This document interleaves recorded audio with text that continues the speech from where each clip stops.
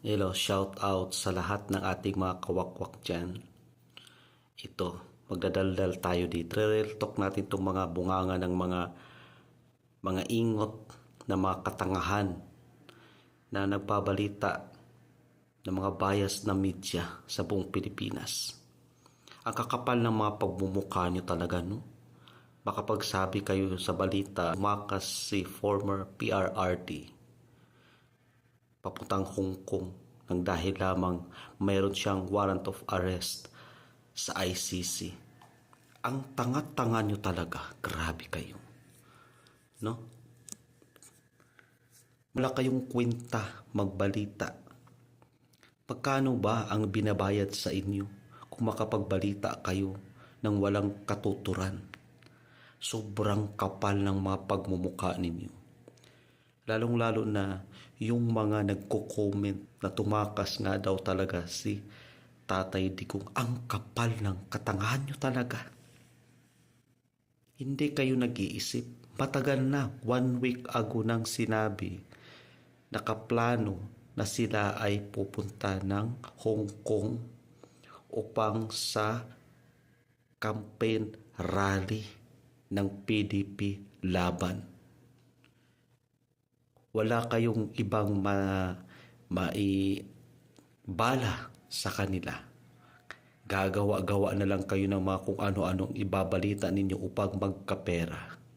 Pero ang katotohanan ay mananaig nang dahil nandoon na si Tatay Digong sa Hong Kong. Sumunod si BP Inday Sara upang sa campaign rally. Ngayon nagkakagulo na sa Hong Kong. Mas lalo kayong isinusuka ng mga kababayan natin na nagtatrabaho sa Hong Kong. Ang dami-dami natin mga kababayan sa Hong Kong. Kung tutuusin lang, ang Hong Kong mahal na mahal na Tatay Digong. Kaya kayong mga mga bangag, hinay-hinay lang sa pagbabalita. Dapat makatotohanan ang ibalita ninyo upang sa ganun pagkatiwalaan ka nga mamamayang Pilipino. Hindi yung magbabalita kayo ng puro kasinungalingan.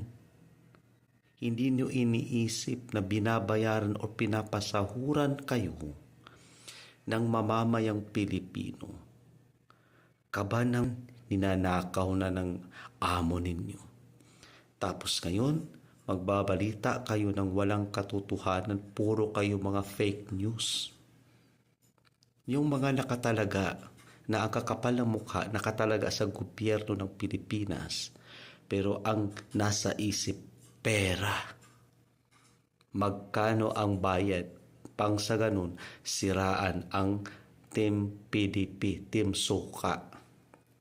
Ngayon, ang tanong, kapag kayo ay pumunta ng Hong Kong, isusuka kayo lahat ng Pilipino na nandoon dahil marami ang nagmamahal kay Tatay Digong kumpara sa inyong mga amo. Mga bangag kayo. Wala kayong kwentang nilalang. Puro kayo mga paninira. Di ba? Isang linggo nang nakaplano. Dahil campaign rally, kampanya nga eh. Pero ang ilulugar ninyong balita ay tumakas. Mayroong warrant of arrest ng ICC, mga ulul, mga ugok. Di ba? Hindi ba kayo nahihiya? Hindi ba kayo kinikilabutan ng inyong mga katawan? Nagbabalita kayo ng mga bagay na hindi makatotohanan. Puro mga fake news. O di ba? Grabe kayo, mga walang kwenta.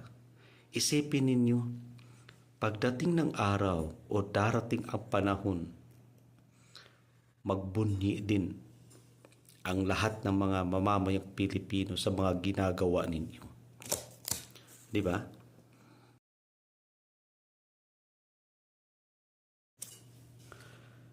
Tunay ngang ang sinungaling ay kapatid ng magnanakaw. Gumagaya kayo sa inyong amo. Kaya kung makapag-comment kayo, makapang-bash kayo, mga dilobyo kayo sa mundo. Di ba? Hindi kayo nahihiya. Paano na lang yung mga ginagawa ninyong kabulastugan na binabayaran kayo ng mamamayang Pilipino? Di ba? Isipin ninyo mga langga. Sino ang nagpapasahod sa inyo? Mamamayang Pilipino. Pero ano ang ibinabalita ninyo? Fake news. Puro fake news at paninira kay Tatay Digong at kay BP Inday Sara. O, ano ngayon? Try niyong pumunta ng Hong Kong, lalangawin kayong mga animal kayo doon. Dahil wala namang kayong kwenta, wala kayong ginawa, kundi magpapalaganap ng fake news sa buong mundo. Pero hindi nyo kaya. Dahil ang daming mga vloggers, mga social media influencer na hindi nyo matitinag magpakailan pa man hanggang ngayon. Magpalaganap pa kayo ng fake news na walang katotohanan. Mas lalo kayong mapapahiya sa buong mundo ginagawa ninyo. Sa oras na manalo ang PDP laban dahil sa sobrang dami ng mga taga-suporta ni former President Rodrigo Roa Duterte at kay BP Inday Sara Duterte, manigas kayong lahat sa ginagawa ninyo. Malapit na ang kampanya, sana ay wag dayain, walang dayaan na mangyayari. Dahil kung tutuusin, halos lahat ng nasa Pilipinas, kunti lang yung mga bangag, no? Halos lahat ng mga matitino, kamping-kampi kay Inday Sara Duterte at kay former President Duterte, hindi sa bangag. Sabi ko na nga sa inyo, oras na may magbigay ng pera sa inyo, tanggapin ninyo yan dahil pera ng mamamayang Pilipino yan. Pera natin yan, pang-ayuda sa inyo, tanggapin ninyo yan.